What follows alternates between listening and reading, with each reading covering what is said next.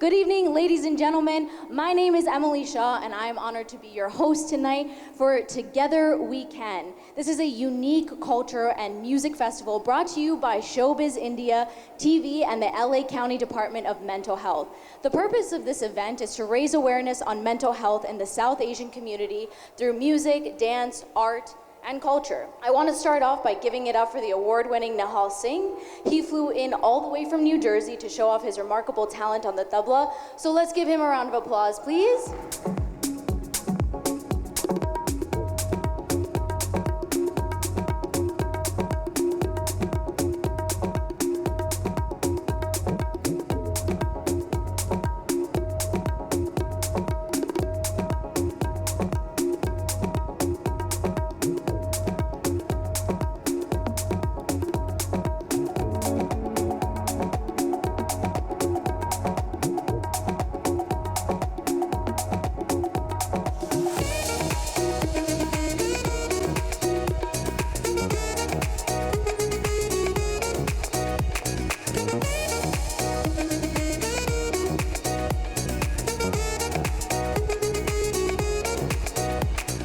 Tonight, let's use the power of this community to uplift each other, be open-minded about our stories, and work on strengthening the South Asian community, one that has a rich and beautiful culture.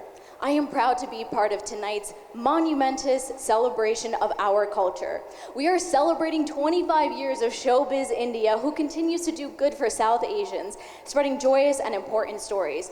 Thank you once again, Showbiz India TV and LA County Department of Mental Health for putting on this fantastic event. Now, a couple of years ago, I personally had watched Hasan Minhaj's special. I think it was one of the first ones he ever came out with. And there was something that he said that really stuck with me. That quote was, "Log kya kahenge?" What will people say? It doesn't matter what people say. Log kya kahenge? Your mental health journey is your own path to feeling fulfilled, content, and success. You owe that much to yourself. Without further ado, let's bring on our performers for today. Our first performer is Amita Batra and her dance troupe Boundless, which are all about moving beyond our limits. Through dance and art, Boundless hopes to bridge the human connection, and the group has gone on to perform all over, including the Broadway rendition of DDLJ musical, NBC's Universal Outfest, and New York Black Arts Festival's Aladdin, and much more. So please, ladies and gentlemen, put your hands together for Amita Batra and her group.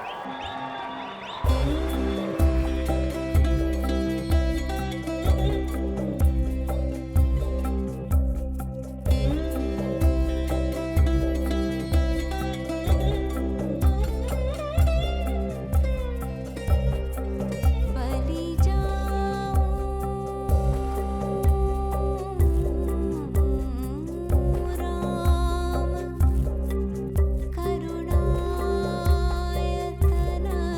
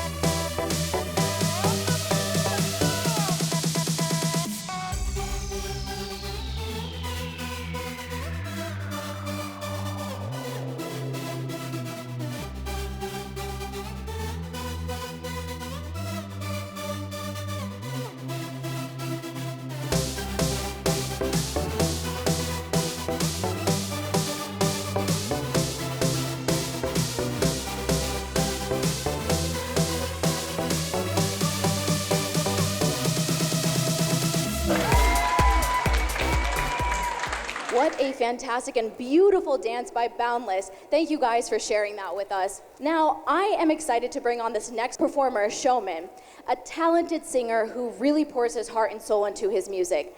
He believes that music can be extremely healing, so let's please all welcome the magical Shomin. Los Angeles, it's my incredible honor to be here tonight, performing some songs that are really, really close to my heart. Everybody, we're here for mental health, a topic that's not talked about in America, especially within the South Asian community. And today I want to highlight some music that sings the untold stories of our brothers and sisters who struggle with mental illness every single day in this country. This next song was one of the hardest songs I've ever written, and it is about mental health, specifically with men's mental health. In our society today, there's no stories, there's all these silent stories about men's struggles. Nothing in the media about anything. But today, I want to be the artist that tells those stories. I want to be the artist that does that and tells it honestly, because we are here tonight for fun, of course, but these are the honest conversations that create this community, this South Asian community that brought us here tonight. So without further ado,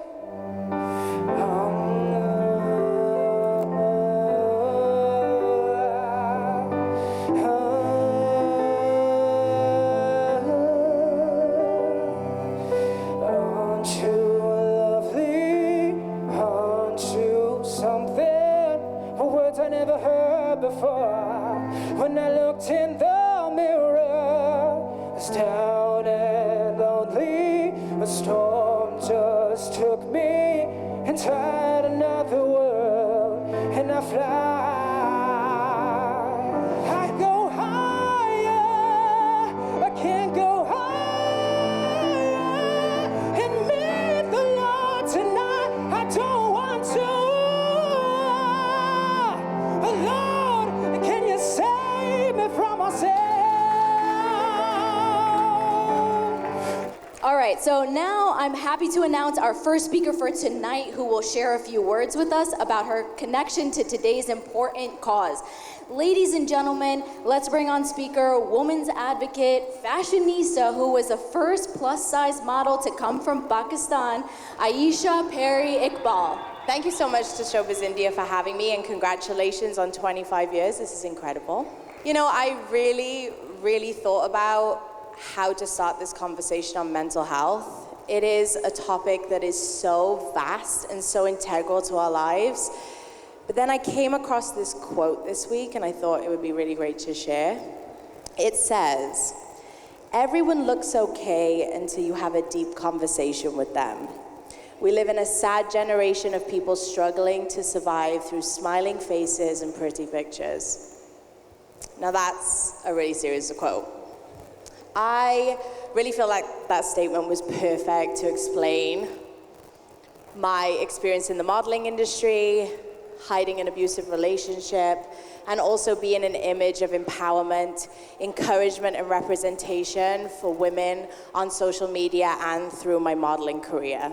On the outside, I was smiling and I was having pretty pictures, and on the inside, I was struggling with depression, anxiety, and suicidal thoughts. After I graduated, I decided, you know what, I'm gonna stay in the US and I'm going to combat my acting career.